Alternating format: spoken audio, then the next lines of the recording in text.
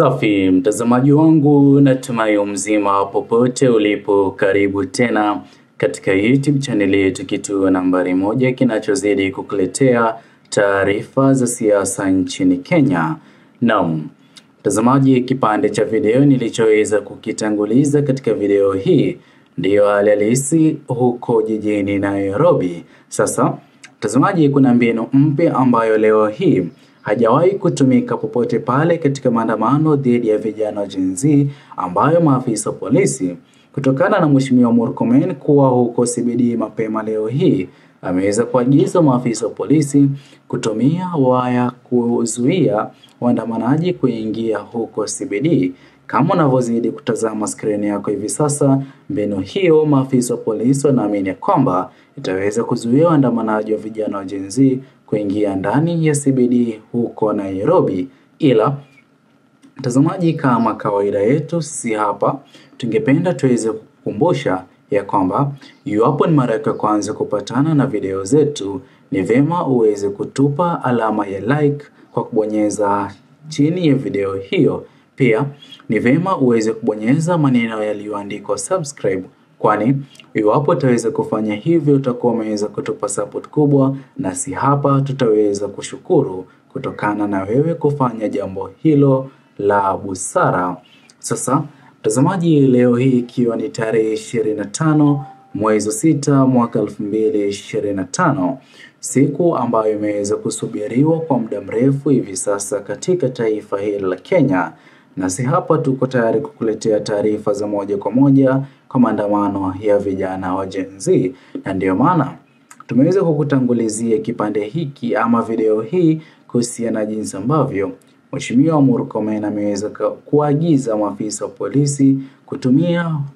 njia ya waya kuzingira na kufunga barabara ili iweze kuwa vigumu kwa waandamanaji kuingia mjini CBD.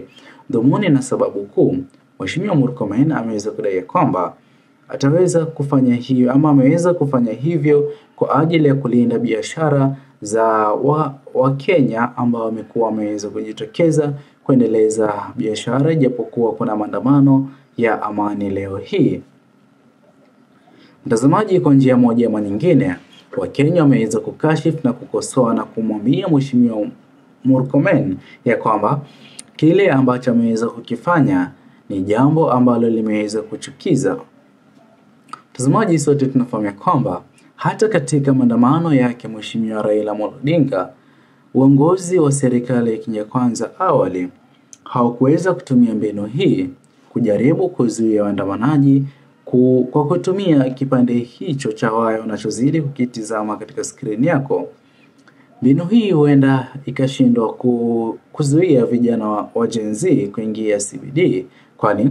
sote tunafahamu kwamba ijapokuwa barabara zote zimeweza kufungwa, vijana wa Gen Z kwa njia moja ama nyingine leo hii wataweza kufanikisha kile kilichoweza kufanywa. Zaidi ya waandamanaji 60 ama 69 walioaga dunia katika maandamano ya kupinga mswada wa fedha wa mwaka 2024 chini ya uongozi wa serikali ya Kenya Kwanza. Sasa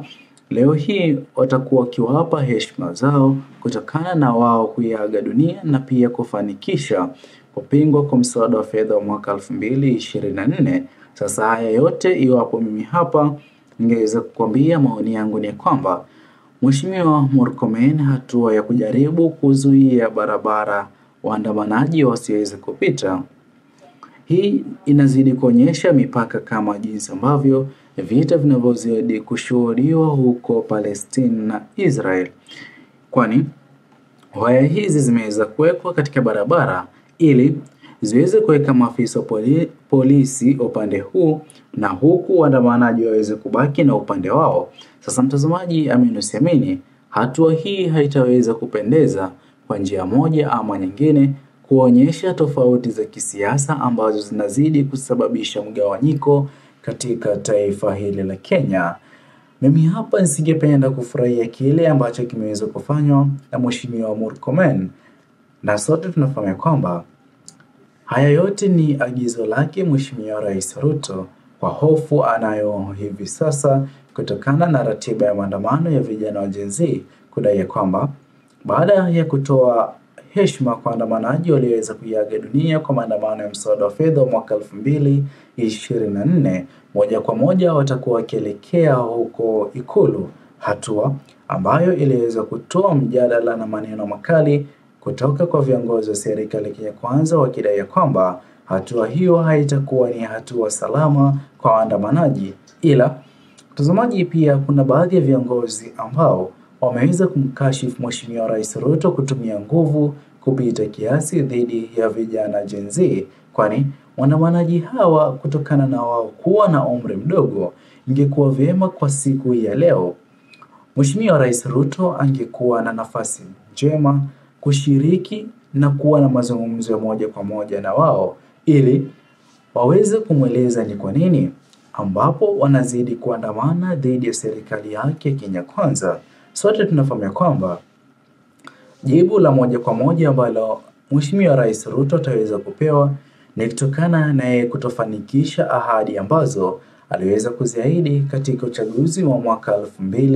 2022. Sote tunafahamu kwamba Rais Ruto wa Kenya waliweza kumwamini na hata kutokuwa na imani na Rais mstaafu Uhuru Kenyatta, ambaye aliweza kufahamisha Wakenya kwamba ni vema iwapo angeweza kumchagua Mheshimiwa Raila Amolo Odinga, kwani ndiye kiongozi muhimu ambaye ingekuwa vema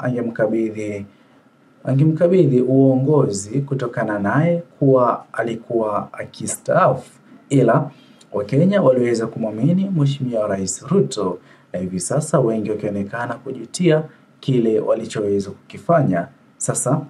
mtazamaji, pia Rais Ruto huenda ikawa vigumu kwa kupata nafasi kama hiyo. Haya yote ni kutokana na wasaidizi wake 20 ambao Wakenya wanauliza kwamba kwani hawamwombei Mheshimiwa Rais William Ruto ukweli, kutokana na jinsi ambavyo katika taifa hili la Kenya Wakenya hawana imani naye tena kama ilivyokuwa mbeleni.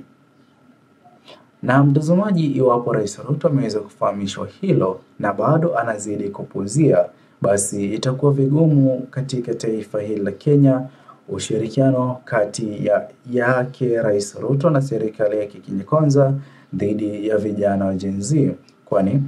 iwapo hakutakuwa na ajira katika taifa hili la Kenya, basi sioni kama vijana wa Gen Z watakuwa wakimpa nafasi Mheshimiwa Rais Ruto na uongozi wake serikali ya Kenya Kwanza kuendelea kuhudumu, na ndio ambayo itaweza kumsababisha Rais Ruto kupoteza pakubwa katika uchaguzi wa Agosti mwaka 2027. Ila sisi hapa leo hii tungewatakia kila laheri waandamanaji na pia heshima zetu za dhati kwa wote walioiaga dunia katika maandamano ya kupinga mswada wa fedha wa mwaka 2024, ijapokuwa familia zao watakuwa huko CBD leo hii. Mungu awalinde, awape nguvu, na pia maafisa wetu wa polisi tutaendelea kuwaombea kuwa na utu dhidi ya waandamanaji. Subscribe, like, comment na kushare. Bye bye until the next video.